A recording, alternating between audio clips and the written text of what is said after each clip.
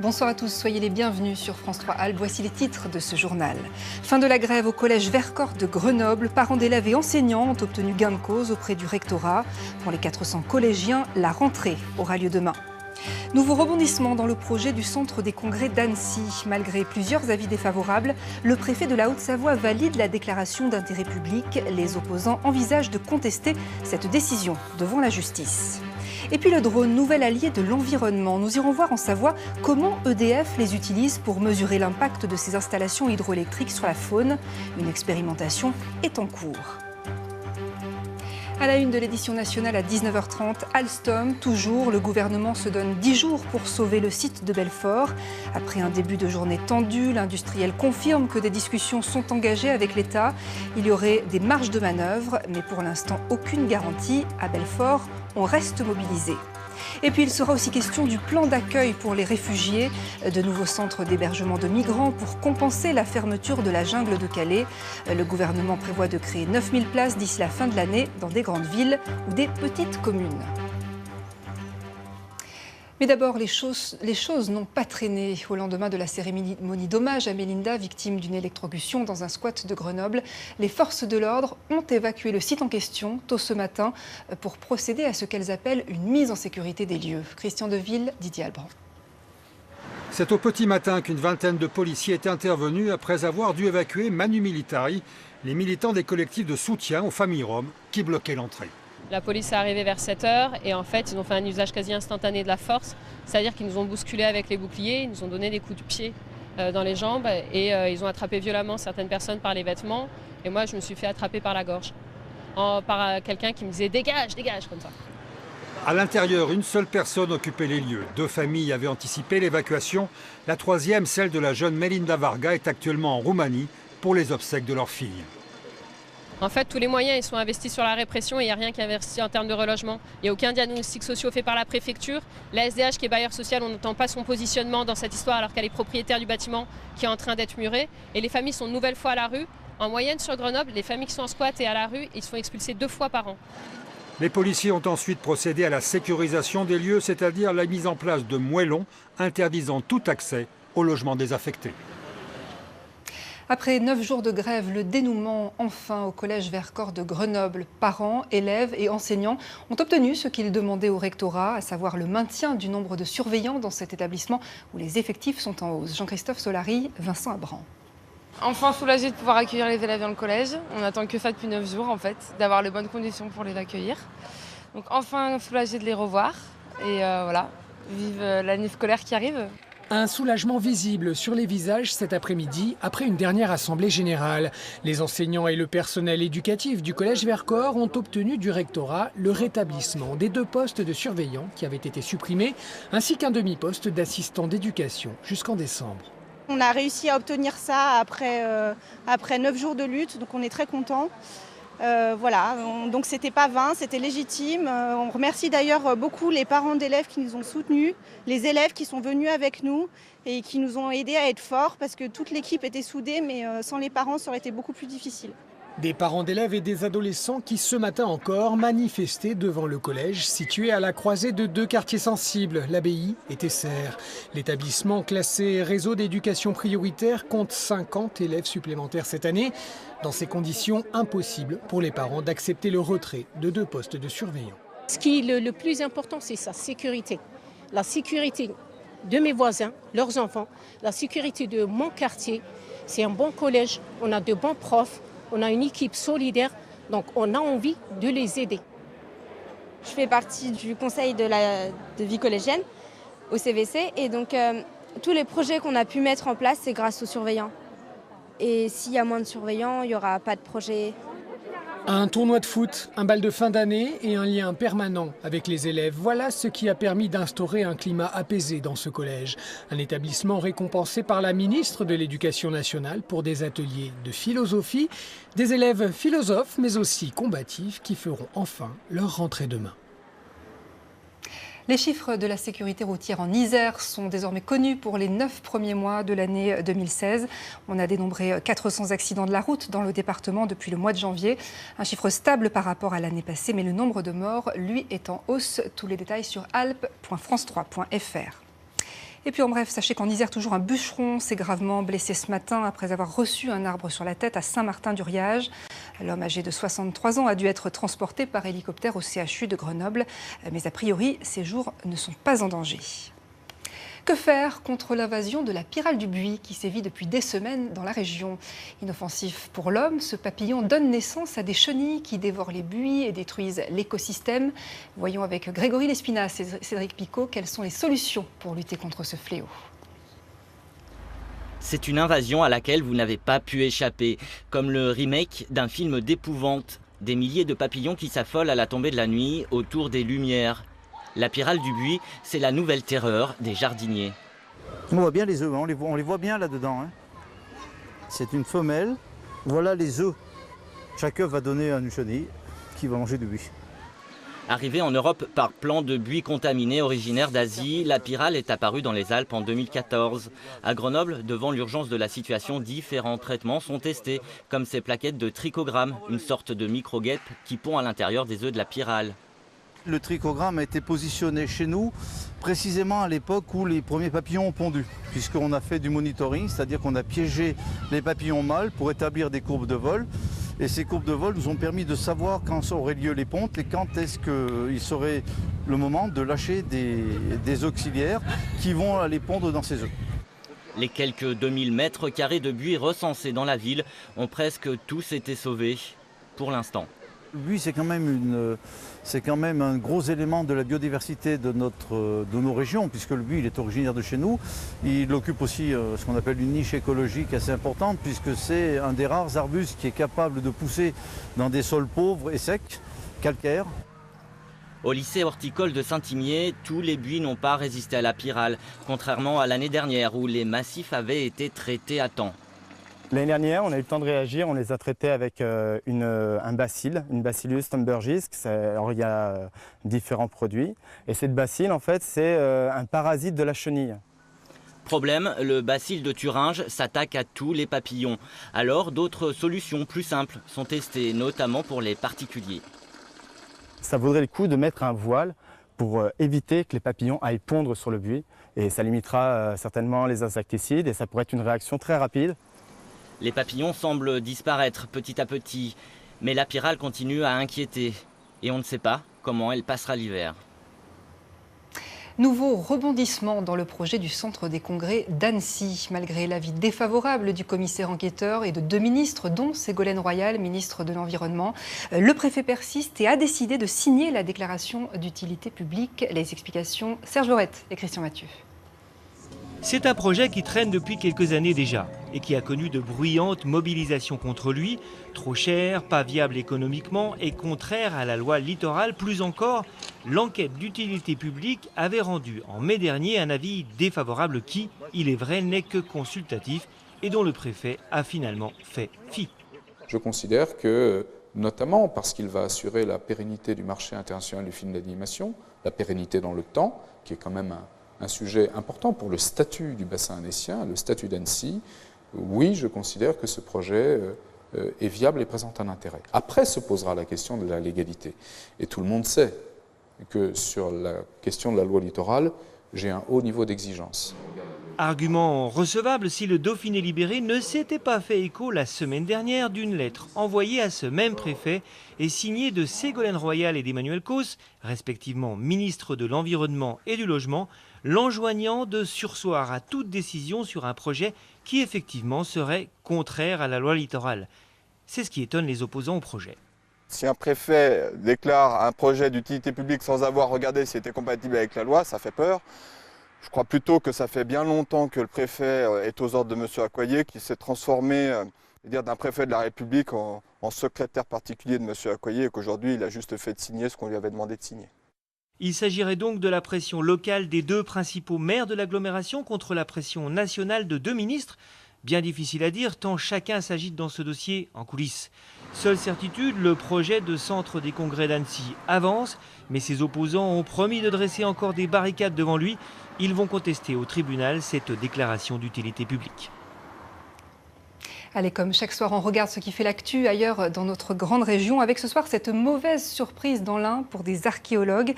À Prescia, des vandales ont détérioré un site mérovingien où des fouilles étaient en cours. Sylvie Cozzolino, Benjamin Métral.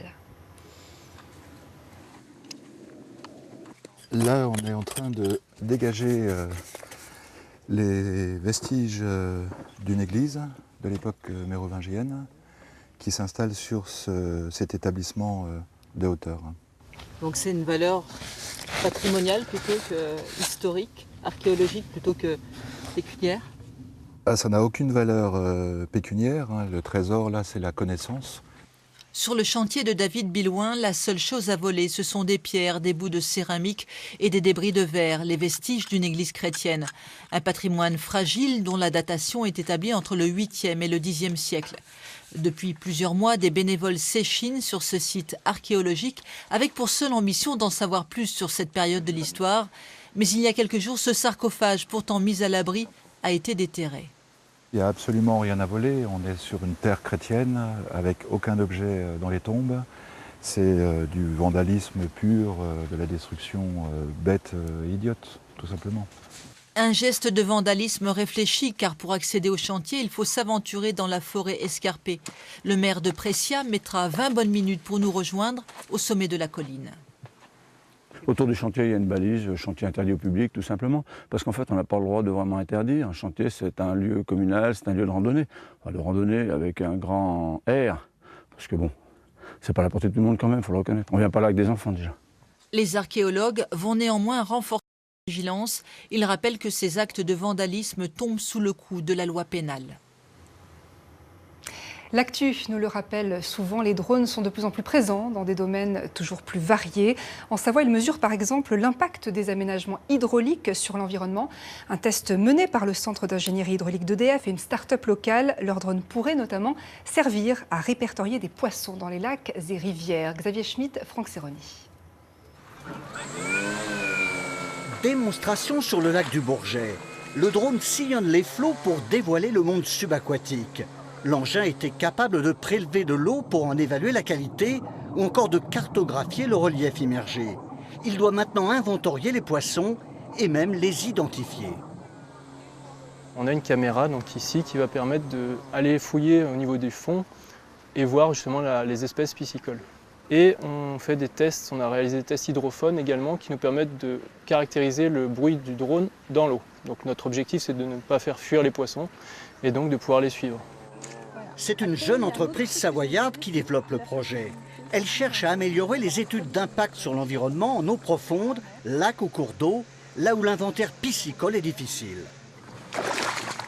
Le drone est encore expérimental. Il faut perfectionner les instruments embarqués, capteurs et caméras. On va travailler sur l'intégration d'une double caméra qui va permettre, grâce à un algorithme de retraitement d'image, de mesurer automatiquement la taille des poissons et ainsi d'en détecter l'endroit où ils se retrouvent dans la rivière, mais aussi quelle est l'espèce. L'entreprise travaille de concert avec le Centre d'ingénierie hydraulique d'EDF. C'est le pôle d'expertise pour les ouvrages hydroélectriques. Alors, hydroélectricité, énergie renouvelable, mais qui peut avoir des impacts sur l'environnement. Et donc, il est important pour une entreprise comme nous d'avoir des aménagements dont l'exploitation est le mieux intégrée possible dans l'environnement, qui génère le moins d'impact possible sur la biodiversité à la fois terrestre pendant les chantiers ou en mode d'exploitation dans la vie de tous les jours des organismes vivants. De nouveaux tests sont programmés pour valider le prototype. Le drone aquatique devrait être opérationnel en 2017. C'est l'un des plus grands espoirs du sport automobile français. À 24 ans, Sylvain Michel est devenu la semaine dernière le plus jeune champion de France des rallyes. Le Savoyard, originaire d'Albertville, a disputé sa première course en 2011, mais il a très vite franchi les étapes et ambitionne de participer au prochain championnat du monde. Bernard Portugal et Frédéric Pasquette l'ont rencontré. Droite 105, pas corde, pour droite à fond et 50 mètres, épingle gauche 30, tard. C'est une très belle adrénaline d'être pilote aujourd'hui d'une voiture de course, donc c'est quelque chose que pas tout le monde vit au jour le jour, donc c'est vraiment une grande chance pour moi aujourd'hui. Il vit son début de carrière comme un rêve. Sylvain Michel est un surdoué. Sa spécialité, le rallye automobile, une discipline pour laquelle il a eu un véritable coup de foudre. C'était en 2001, on était au rallye du Mont-Blanc-Morzine avec mon père et il y avait un certain Sébastien Loeb qui passait dans la montée du col de Jouplane et avec la Xara Kidcar et c'était vraiment une belle émotion, des frissons et je pense que c'est vraiment ce jour-là et cet instant-là où je me suis dit un jour c'est un rêve de faire comme lui. Et depuis ce jour-là, Sylvain poursuit ses rêves, pied au plancher. Rapide, à l'aise sur tous les terrains et doté d'un très fort mental, le Savoyard laisse entrevoir dès ses premiers rallyes un potentiel élevé. Très vite, les résultats suivent jusqu'à l'apothéose, début septembre, un titre de champion de France des rallyes à seulement 24 ans. Être titré à Morzine, quasiment à la maison, donc voilà, c'est une belle fierté, mais on pense déjà à l'avenir et aller chercher déjà un titre plus haut et encore des belles performances. Pour aller plus haut, Sylvain va devoir désormais se frotter aux meilleurs spécialistes mondiaux de la discipline. À la fin du mois, il prendra part au prestigieux Tour de Corse, un pas de géant pour ce pilote amateur. Le Tour de Corse dans 20 jours va nous aiguiller sur la direction qu'il faudra prendre en 2017 pour monter un programme encore plus conséquent avec plus de courses pour vraiment être le plus de temps possible derrière un volant pour continuer l'apprentissage parce que même si je suis champion de France aujourd'hui, j'ai encore énormément de travail à faire.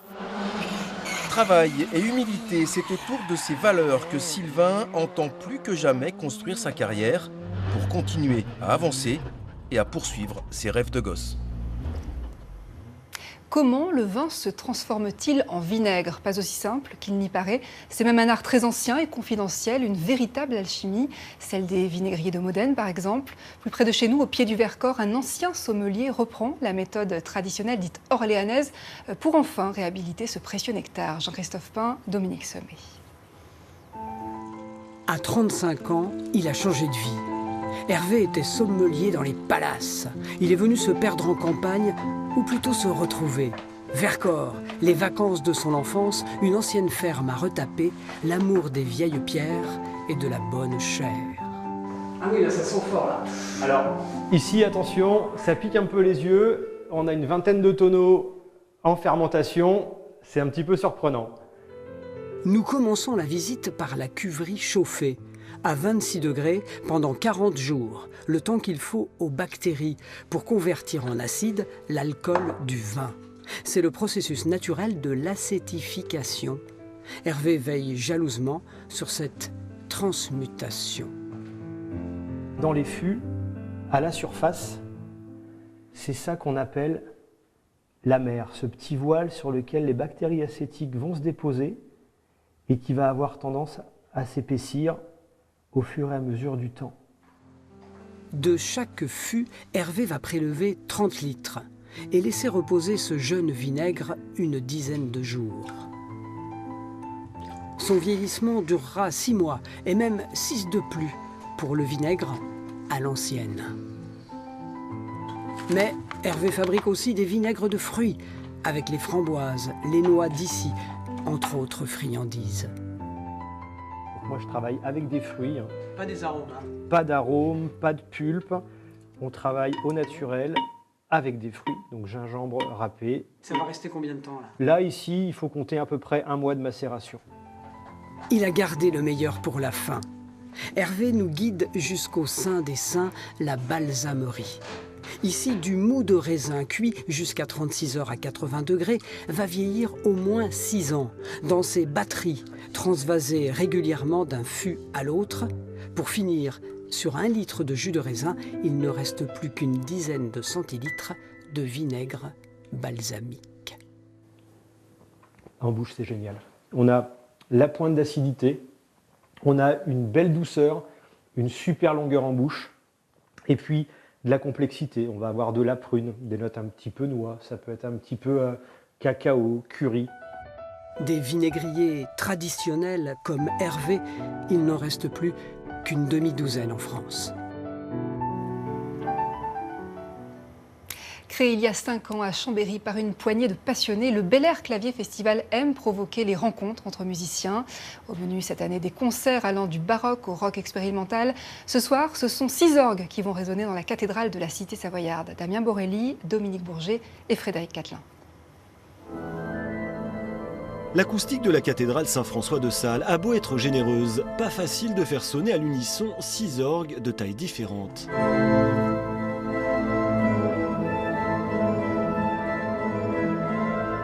À quelques heures de leur concert à 12 mains, l'organiste Olivier Latry et ses élèves du Conservatoire de Paris répètent un extrait du concerto pour 4 claviers de Bach. Chaque instrument a été installé stratégiquement aux 4 coins de l'édifice afin de dialoguer avec le grand orgue.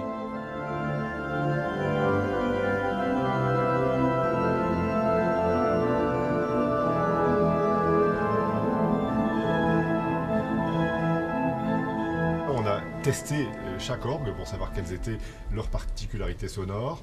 On a donc du coup choisi ce qu'on appelle les registres, les sonorités sur chaque instrument, voir si ça harmonisait avec les autres instruments. Et puis après ça, on a essayé de mettre ça en lien avec le grand orgue qui pourrait vite fait, tellement il est imposant, étouffer ces petits instruments. Donc il faut que tout s'harmonise au mieux.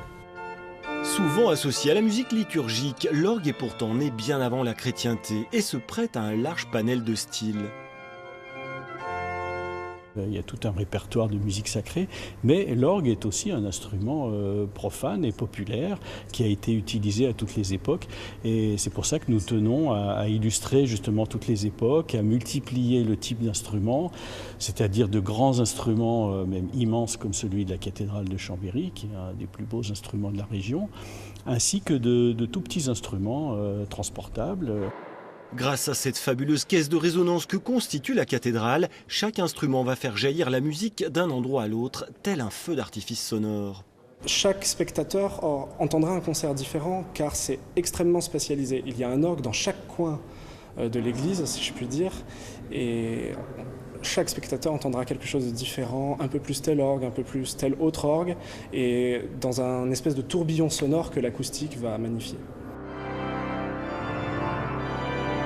Debussy, Frescobaldi, Handel, Bach ou le jeune compositeur Jean-Baptiste Robin sont au menu du concert de ce soir. Le Bel Air Clavier Festival vous convie à d'autres belles rencontres musicales à Chambéry jusqu'à samedi. Voilà, le concert démarre à 20h. Il reste encore quelques places.